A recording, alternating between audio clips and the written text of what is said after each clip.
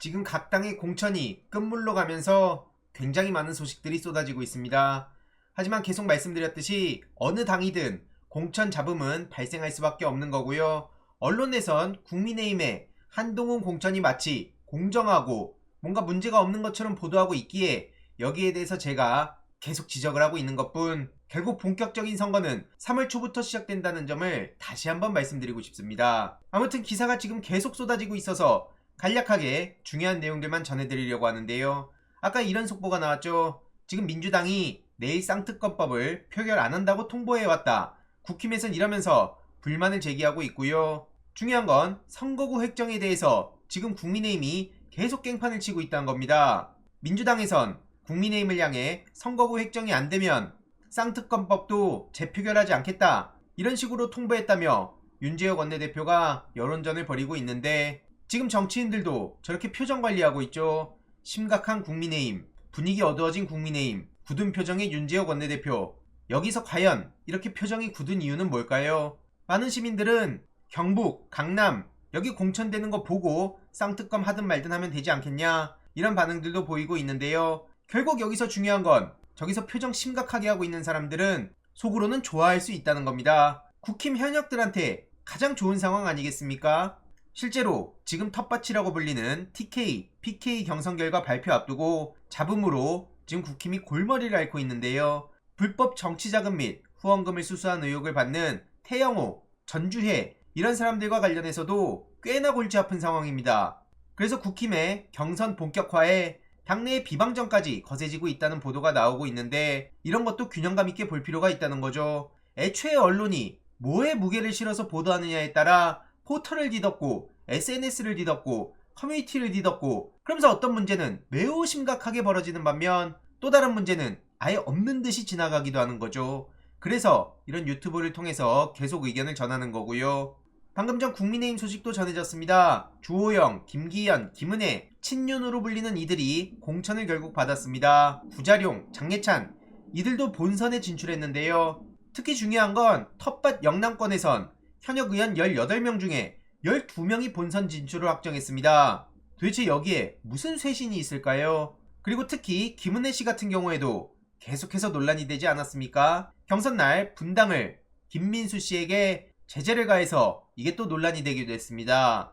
이런 식으로 단톡방에서 김은혜 씨를 인신공격하는 홍보물이 배포됐다, 이거 김민수 탓이다, 이런 식으로 얘기가 나온 거였는데요. 미쿵맘이다, 이런 얘기까지 나온 바 있어서 팩폭 아니냐, 국민의힘 쪽 사람들은 맨날 자기들끼리 싸울 때는 팩폭으로 싸운다, 그러면서 대표적으로 2007년 이명박 박근혜 경선을 언급하는 사람들도 많습니다. 아무튼 이렇게 국민의힘 내부에서는 김민수 씨한테 문제 제기를 한 건데요. 문제가 된 김민수 씨의 단톡방은 지지자 1200명이 참여 중인 일반 채팅방이라고 합니다. 그 안에 중도 눈친적도 있고 다른 후보 지지자들과 캠프 사람들도 있는데 왜 이걸 내 탓을 하냐, 김민수 씨는 이렇게 항의를 했는데요. 특히 여론조사하는 날 저런 경고 조치가 남발되는 거 보면 이게 공정한 경선이냐, 이렇게 항의를 한 바도 있습니다. 그래서 공정한 경선을 저해하는 행위는 누가 하고 있냐, 실제로 과거에 경기지사 선거 때는 낙선 인사를 나는 끝까지 함께했다, 이렇게 항변했지만 아무튼 결론적으로는 김은혜 씨가 통과한 겁니다. 다들 기억하시겠지만 김은혜 씨계 화법 이런 식으로 비판하는 목소리도 계속해서 나온 바 있고요. 추경에 대해서도 충격적인 얘기를 했었던 거 절대로 잊어서 안 됩니다. 자영업자분들이 다들 죽어나가는데 추경을 왜 오늘이 아니면 안 되는지 이해할 수 없다, 22년 2월에 이런 말을 해서 엄청난 논란을 키운 바 있었고요. 이뿐만 아니라 최근에는 바이든 날리면 건으로 역대급 밈을 남기기도 했죠. 이뿐만 아니라 장예찬 씨가 본선에 진출한 거, 그리고 조수진 씨가 떨어지고 구자룡 씨가 본선에 간 거 등등 지켜볼 대목이 굉장히 많습니다. 계속 말씀드리지만 민주당 내만 지금 선거 다 진 것처럼 얘기하고 계속 그렇게 가스라이팅 하는 사람들이 있는데요. 받아들일 비판은 당연히 받아들여야 됩니다. 그리고 저도 무슨 다 이겼다고 지금 이런 얘기하는 게 아닙니다. 끝까지 긴장하고 우리의 강점을 알리고, 무엇보다 가장 중요한 건 지금 윤석열 정부에서 경제 문제를 내팽개치고 있다, 이게 가장 심각한 문제입니다. 나머지 명품백 논란이라든지 김건희 씨 문제, 한동훈 위원장의 말장난 등등 이것도 당연히 심각하다고 보고 여기에 대해서도 대응할 필요가 있는데요. 경제, 민생 문제, 결국 먹고 사는 문제가 제일 중요하다, 여기에 부정하는 사람이 어디 있겠습니까? 그런데 지금 언론만 보면 뭐라 그럽니까? 민주당이 마치 김건희 명품백에만 올인하다가 선거 말아먹게 생겼다, 이런 식으로 얘기를 하고 있다는 겁니다. 저런 부당한 프레임에 대해선 잘못됐다고 말할 필요가 있다는 얘기고요. 계속 말씀드리지만 민주당 내에서도 긴장하고 있고, 이거에 대해서 대응을 어떻게 할지 계속 회의하고 있고, 특히 경제 문제에 대해서 앞으로 본격적인 목소리를 낼 예정이고, 공약도 발표를 계속할 예정입니다. 그래서 저런 거에 흔들리지 말라는 말씀을 다시 한번 드리고 싶고요. 지금 저들은 건국전쟁이란 영화를 통해 교회 그리고 태극기 이들을 총결집시키고 있습니다. 최근에 영화 파묘를 저격했다가 오히려 논란만 키우고 있는데요. 감독이 영화 파묘에 좌파들이 몰리고 있다, 이런 식으로 언플했다가 오히려 논란만 더 키운 겁니다. 실제로 파묘를 비난하는 감독의 태도에 대해서 경솔하다는 지적이 나오고 있고요. 이런 발언이 오히려 작품의 객관성을 떨어뜨리진 않을지 우려된다, 어떻게 저렇게 해석하는지 모르겠다, 건국전쟁을 관람한 관객들도 이런 얘기를 하고 있습니다. 특히 가세연에서 저런 식으로 반일괴담 쓰레기 영화라고 한 거, 이게 오히려 파묘를 봐야겠다는 이유로 연결된다는 반응이 많고요. 증명해줬다, 나도 파묘 꼭 보러 가야겠다, 이런 얘기도 계속해서 이어지고 있습니다. 아무튼 지금 파묘는 압도적 1위를 해서 벌써 300만 가까이 된 상황인데요. 저도 이번 주 중에 어떻게든 볼 예정입니다. 실제로 그리고 파묘를 본 시민들의 반응인데요. 요즘 세상에 반일 영화라고 무조건 보겠냐, 색안경을 쓰고 보지 않는 이상 좌파 영화라고 생각하진 않을 것 같다, 지나치게 갈등을 만드는 게 불편하다, 이게 실제 반응입니다. 그리고 영화 평론가들도 파묘를 이데올로기 영화라고 주장하는 건 과장된 거다, 이렇게 팩폭을 날렸고요. 결국 저들의 헛발질인 셈이 그대로 드러난 겁니다. 이런 와중에 정신 못 차린 오세훈 서울시장은 이승만 기념관 타령을 하고 있는데요.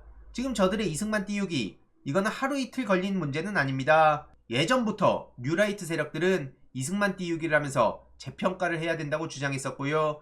그때마다 팩폭을 당하며 잠깐 고개를 숙이고 있었지만, 이번에 윤석열 정부랑 만나며 이게 다시 폭발한 상황인데요. 저런 건국전쟁에 대한 문제, 그리고 뉴라이트 세력들이 얘기하는 식민지 근대화론, 그리고 위안부는 매춘이다, 이런 말 같지도 않은 얘기들에 대해서 우리가 당당히 목소리 내고 온라인상에서도 짜증나는 인간들이 말 같지도 않은 글을 쓰고 있다, 이러고 그냥 뒤로 가기를 할 게 아니라 우리들의 의견을 한 줄이라도 남겨놓는 게 매우 중요합니다. 실제로 100년 전쟁이라는 다큐도 지금 민족문제연구소 유튜브에 올라와 있는데 매우 중요합니다. 권혜요 씨가 직접 나레이션을 해서 권혜요 씨에 대한 비난의 목소리도 계속해서 이어지고 있지만, 그냥 그걸 못 본 척 넘어가면 안 된다고 보고요. 이번 주 일요일 라이브에서 100년 전쟁의 중요한 포인트들, 지금 윤석열 정부랑 어떻게 연결되는가, 이런 거에 대해서 조금 더 자세히 전해드릴 예정입니다. 그리고 최근 홍준표 시장은 김어준 총수와 유시민 작가를 언급하며 좌파라도 나쁘게 생각 안 한다, 이런 입장을 전하기도 했는데요. 저기에 친윤 스피커 테무라 플러가 왜 들어가 있는지 모르겠습니다. 아무튼 얼치기 좌파 출신이 전향했다면서 우파 행세하는 사람들은 끔찍하다는 식으로 얘기하고 있는데요. 언젠간 본색을 드러낼 수 있는 사람들이다, 저게 바로 하문경 씨를 겨냥한 얘기로 보입니다. 운동권 대부라고 하지만 도대체 저 사람이 언제 대부였나, 이런 생각밖에 안 들고요. 저렇게 기회주의적인 모습을 보이는 사람들, 저런 인간들이 뭔 정치를 한다고 나서는지 모르겠습니다. 16년도만 해도 뭐라 그랬습니까? 저렇게 우는 듯 발언한다면서 운동권이 마치 무슨 큰 죄를 지은 것 같이 말하는데 제 인생이 정말 슬프다, 이런 얘기를 했던 사람들이 모든 문제는 운동권 때문이다, 지금 이런 식으로 얘기하는 거에 무슨 설득력이 있겠냐고요. 반면 지역구를 깔끔하게 넘겨주는 인재근 의원, 굉장히 많은 주목을 받고 있는데요. 안기령 후보가 도봉구에 가자 맨 처음부터 연고 있는 사람 별로 없다, 다 와서 연고가 생기는 거다, 그리고 젊은 여성이라서 좋다, 더 이상 설명 필요 없이 끝, 이렇게 끝냅니다. 여기에 무슨 설명이 더 필요하겠습니까? 과도하게 노욕을 부리는 사람들과는 대비되는 모습에 도봉갑 인재근 의원 많은 주목을 받고 있고요. 다른 사람들도 좀 보고 배웠으면 좋겠습니다. 아무튼 안기령 후보에 대해서 한동훈 위원장도 열심히 띄울 만큼 굉장히 주목받는 지역이 바로 이번에 도봉구 갑이 됐는데요. 이후로 어떻게 되는지도 소식 계속 전해드릴 예정이고, 안기령 후보뿐만 아니라 각 지역에서 본선에 진출해서 승리를 위해 뛰는 사람들 모두 응원하도록 하겠습니다. 이번 내용도 유익했다면 구독, 좋아요, 알림 설정, 멤버십 가입 정말 큰 힘이 된다는 점 말씀드리고 싶습니다. 주위에 널리 공유 부탁드립니다.